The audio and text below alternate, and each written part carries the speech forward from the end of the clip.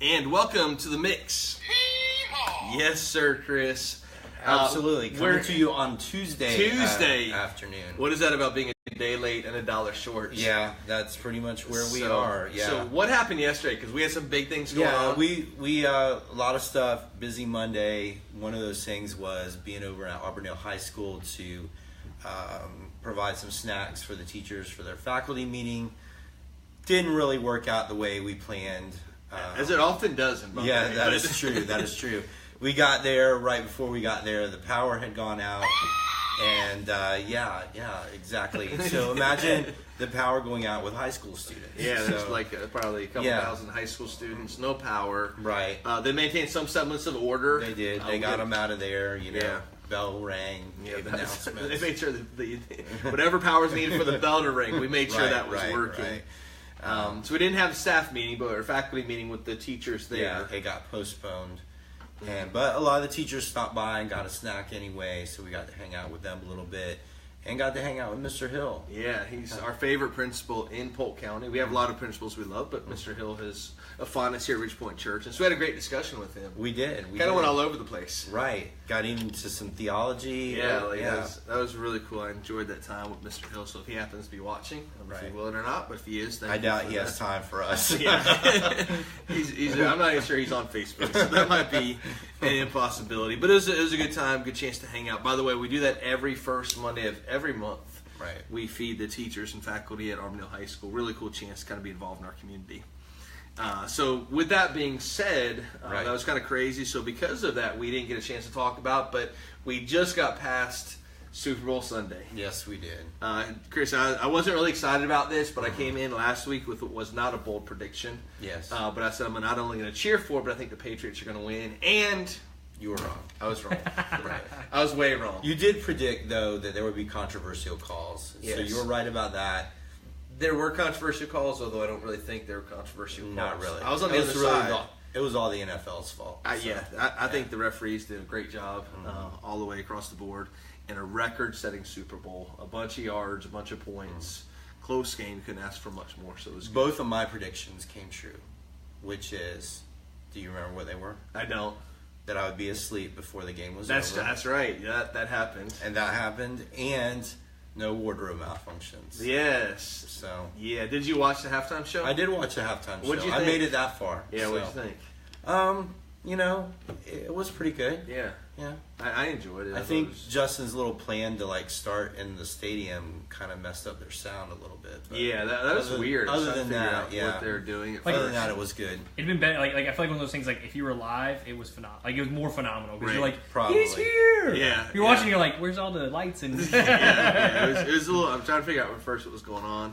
Did you see any commercials that kind of stood out to you? I was pretty impressed with the Tide commeral. Yeah, I thought they did a good job. I thought it was smart and brilliant. Yeah. Josh, what about you? Wasn't every commercial a Tide commercial? That's true. That's true. I think the Doritos commercial was a standout until I found out the whole Dundee movie thing was just all the Australia. Brilliant. That was amazing. Brilliant. They set that up. It was like the longest running joke. That might go down in. I don't think most people still realize that was all set up. Yeah. There is I had to no clue Dundee. you guys in. There is no Dundee movie at all. That was shocking.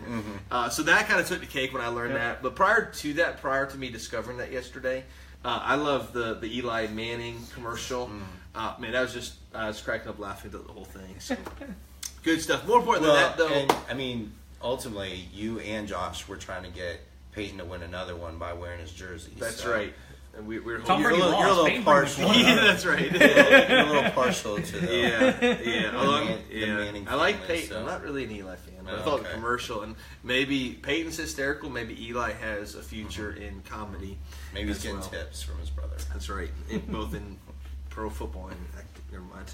But talk about also, Chris. Not just the Super Bowl happened Sunday, but the Super Bowl. The Super Bowl, the first ever Ridgepoint Church Super Bowl. Yeah. And not only was it the first ever, but we now have 100% prediction rate of who wins the Super Bowl. Whoever wins the Ridgepoint Church Super Bowl, the fan base that wins, has always gone on to win the Super Bowl. It's only one for one, but this past Sunday the Eagles won. The Eagle fans showed up and showed out. 211 pounds of cans just in the Eagle fans. The Patriots had 111 pounds. I think it came from like 3 people. That's what I'm saying. They're really They passionate. inflated their cans properly.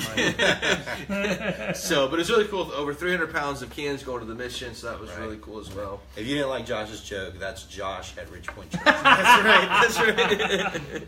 If we use a joke twice, then it gets thrown out. So, but really cool. And then Sunday afternoon, we had a chance to play some football. Yeah. Josh, I don't know about you. You were out there with me, but I am still pretty sore today. I keep randomly having a limp, but I don't understand. I'm just like stretched out, like, oh man, that still feels sore. Chris, how about you? I'm good. You're good. I wasn't there, so no soreness at all. But that was really cool. So anyway, that's got a recap on this weekend. Before we shift away from sports talk, I just want to say this past year, my team wasn't there, and probably the 2 teams that I liked the least were there. So just real quick, a take on what's coming up next year for our Tampa Bay Buccaneers, the closest team to where we live. I just want to know, do you think at all the Bucs have any chance of at least making the playoffs? The who? Yeah, exactly. So we've had this discussion. Josh, what do you think? I think they can stay healthy. They have a chance. You know, Yeah. I mean, it's been 2 years in a row now. It's been kind of like, they could do it. Next year's the year, and there's definitely potential and promise, but they haven't maxed out on it yet. So they can stay healthy. We'll see. Yeah. I think it's much like the Lightning were last year. They're supposed to be really good. They struggled last year, didn't make the playoffs. This year, the Bucs are supposed to be good. They struggled, didn't make the playoffs. The Lightning are the number 1 team in the NHL right now, so I'm holding out hope next year. Bucs not just in the playoffs, but making it to Super Bowl 53. Bold prediction. We won't remember this next year, but just in case you have. We'll bring it back. We'll bring it back. That video. We're going to find it Facebook Live from a year later.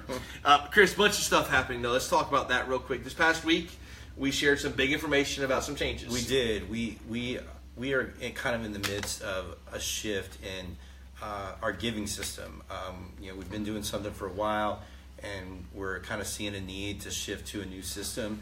Josh actually, as he was hosting, was sharing a little bit about that, and I'm not going to go through all the details of that right now, other than to say, if you give electronically at Ridge Point Church, when you go to do that, it looks a little bit different right now. When you go to the site where we give, which is give.ridgepointchurch.org, when you go there, it's going to look differently than what it has in the past. So don't be freaked out by that or anything like that. That's the right page. And also we've got some new options, a new text to give option, and that kind of thing. So if you've been giving electronically, especially if you've been doing recurring giving, we need you to kind of make the switch, cancel your old recurring giving, set it up on the new system. In fact, we sent out an email about this on Saturday, so maybe you didn't get that email. Let me know, Chris at ridgepointchurch.org, or you can call the church here and let me know, and we'll make sure you get that email because it explains it a lot more in detail. But we'll also, when we get done today, we'll post a couple of videos in the comments that kind of walk you through some of the different changes too, so that you can get switched over. But it's really going to be beneficial to us. It costs a little less for us, but really the best is it's a lot easier for you as the donor to give. Yeah. And let me say, I'm one who always kind of wrote checks, try to avoid some of those fees and stuff. But once we started, because the staff started to experiment with this at the end of last year, we had a chance to kind of test drive it and kind of see. Once we started to explore that text to give, like, it was so easy. We found ourselves like in staffing saying, "Look how easy this is!" Right. And we're like, we just kind of kept giving. It was so much fun to give. We kept giving. Now the staff was broke. Yeah. But church finances were looking really healthy then. So, but it's really fun to be able to do that. Really simple. So that is definitely something new. Right. So and kind of we talked a little bit about this and the follow-up to status last week, but let's talk a little bit more about some of the things that are coming. Yeah, absolutely. 2 chances we believe in investing in our community and investing across the world. Right. So kind of taking something we've done in the past and trying to grow on it a little bit. We're partnering with Habitat for Humanity this year. We're hoping sometime in the month of February to hear they're going to be building a home right here in Auburndale in our community, and we're going to partner with them and see what that kind of looks like. So we definitely need people signing up to say, yes, I want to partner with Habitat for Humanity. If you want to be a part of that, just email me, jj@ridgepointchurch.org. I'll get you in contact with everyone. Like, do you have to be skilled at building? No, not at all. There's different functions you can. If you are skilled, we definitely utilize that. But if you're not, if you say, man, I can throw some mulch. Like right. we need people that can throw mulch, people that can paint, people that can do anything. Okay. So not necessarily skilled, although that'd be welcomed if we do have skilled labor in those areas of building. And along those lines, even if you're not skilled, our trip to Honduras is coming up in November.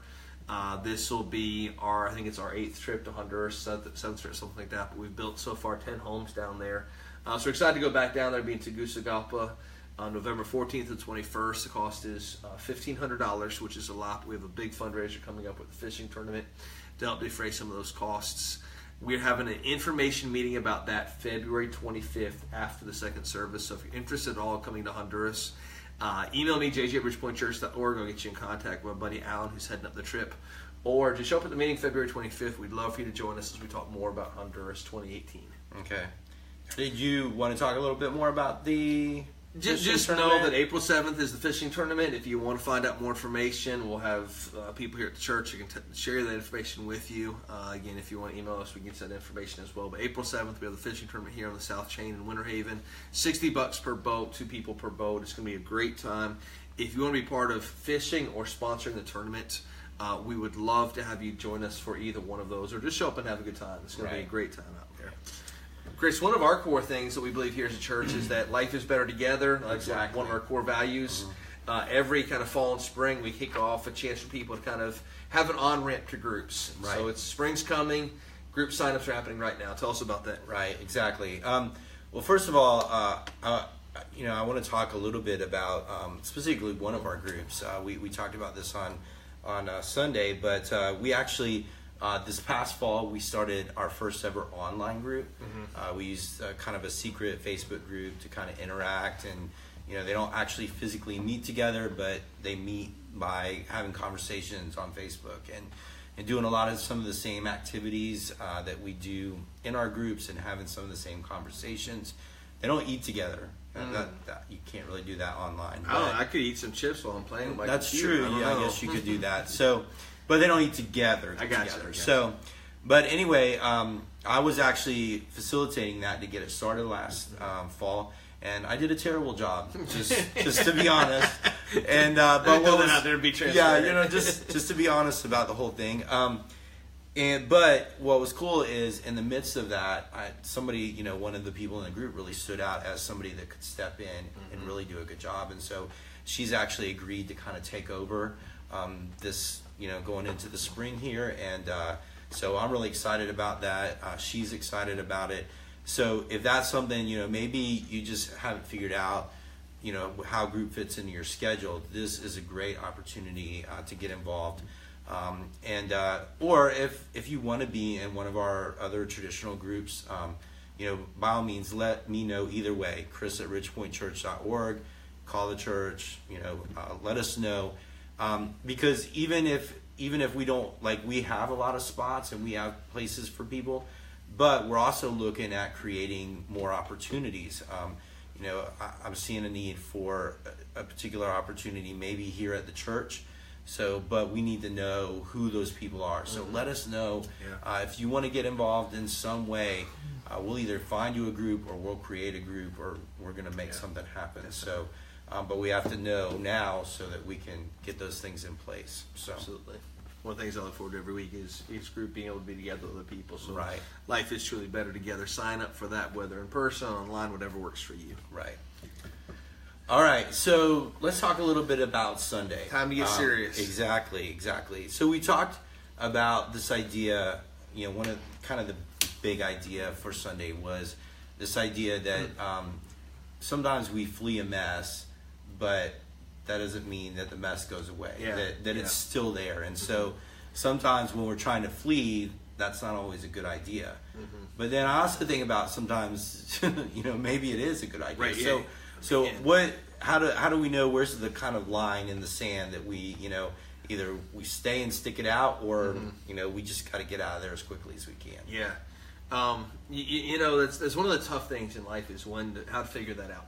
How do I know when do I flee a situation and when do I deal with it? And we're kind of in a series where there's a guy, Onesimus, who will be introduced to you next week in the series that that flees from a major problem that wasn't even mostly his fault. Right. It's not really his problem. He kind of maybe exacerbates the issue a little bit, but it was more of a societal problem. Right. It was a societal problem. Is we'll get into more of that next week, but he flees, and Paul eventually says you got to go deal with that.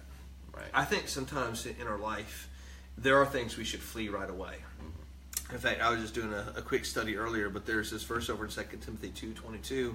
That the very beginning it says, "So flee youthful passions," and those passions are anything, any sort of energy that gets us in trouble. Right. And we realize that, especially when we're young, I think those passions are a little bit stronger. They don't go away because we're older, but they're things that we associate with being young, and I get caught up in a bad situation. And if we're in that bad situation where that situation is going to affect us, and I know that my choices are going to make the matters worse, then I have to remove myself from the situation.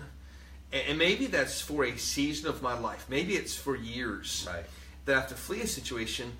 But even when I flee a situation, there's probably something that I have to come back to that I have to deal with. Maybe there's a passion in my life that I know I can't hang out with that group of friends anymore. I need to flee that group of friends. But that passion that's there doesn't go away just because those friends go away. Right.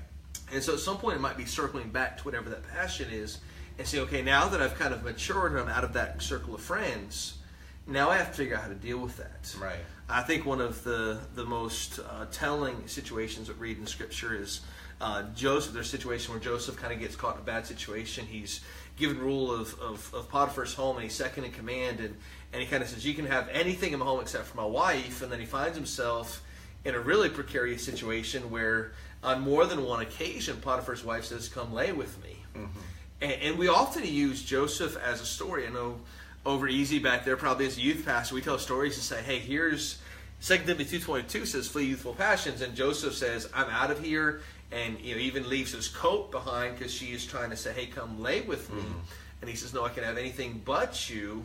And so he flees the situation. And I've often, in ministry, used him as an illustration. That's what you're supposed to do. But there's a couple of things about that also say maybe he could have handled it a little bit better. On a couple of different occasions, she tried to do this prior to the situation where she eventually cries out that, hey, he tried to rape me, here's his coat, all that stuff. Early on, when she says, hey, come lay with me, there probably would have been time for him to say, I'm not going to put myself back in that situation again. Right. All the stuff we're seeing in the Me Too movement, all that stuff, is people that often put themselves in very bad situations in the first place. Don't allow yourself to be in that situation. Don't get caught up in that. He does. He kind of gets caught up in that, and he says, I'm gonna keep going back to it. And even when he flees that final time, probably at that point it would have been time to say, let me go tell someone what just happened. Let me go get someone in a position of authority and say, hey, I gotta have an eyewitness here, and let me deal with this, because his mess gets a whole lot messier before it gets cleaned up. Right. So a lot of times it is circling back and saying, how do I deal with that in that situation? Right. All right. So, and one of the other kind of the big ideas that we talked about is this idea that right behavior follows right belief. That ultimately Paul didn't address this societal problem when he's writing this letter. He doesn't address this societal problem, which we talked about. This is slavery, right? Because he knows that he has to change the heart of Philemon to get him to make the right choices, to have right behavior. So when we talk about that idea that right behavior follows right belief, can you kind of dig down deeper into that, and can you think of kind of a modern day example of where we use that? I can think of a couple right off the top of my head, but let's dive down first into the issue first. You see, in our culture, we're kind of, I don't know that we're ever taught this. It just kind of, I think it's kind of ingrained in who we are, that if I want to do something, I want to feel it first. If I don't feel it first, then I'm not going to do it. And that gets us in so much trouble when Paul is writing here to Timothy and saying, flee youthful lust. The problem that gets us in trouble is it feels good. If it didn't feel good at first, it wouldn't. If sin didn't feel good for a short season, it wouldn't be tempting. Right. And we have a tendency to think first with our feelings without thinking it through. And we let our feelings dictate our beliefs instead of saying, let's begin with the belief. and allow our belief to be set in stone, and then the belief starts to affect our actions, not vice versa. Because if not, I get to a spot where I can justify anything. I can say, well, it was just today, it was just this thing I shouldn't have done, but it was just something I did today, and tomorrow I might change that. If I start with a core value of belief that is solidified, I'm not going to do that. I'm not saying that's easy, because we look at the two topics I thought of right off the top of my head are things that we probably know that we should do, and yet we find ourselves kind of gravitating towards, but now's not a good time. We think about even giving within the context of the local church. I remember, especially when I was young and people talk about giving, I'd say that's something that I want to do when I have more resources, when I have more finances. And the thing is that as we grow up and as we maybe our responsibility enlarges and our paycheck enlarges, so does our family responsibility. We start to live a little bit above our means. And it never seems like there's the disposable income. It never really feels comfortable to give until you start giving. Right. And then you start giving, and all of a sudden you're like, wait a minute, this is, I always thought this was valuable. It didn't feel good at first. I didn't like that, because those are things I could have done to go and pay off this bill, or I could have gone and got that car, or I could have gone and made that home improvement. But in the long term, we're saying, but my beliefs dictate my actions, not vice versa. Mm-hmm.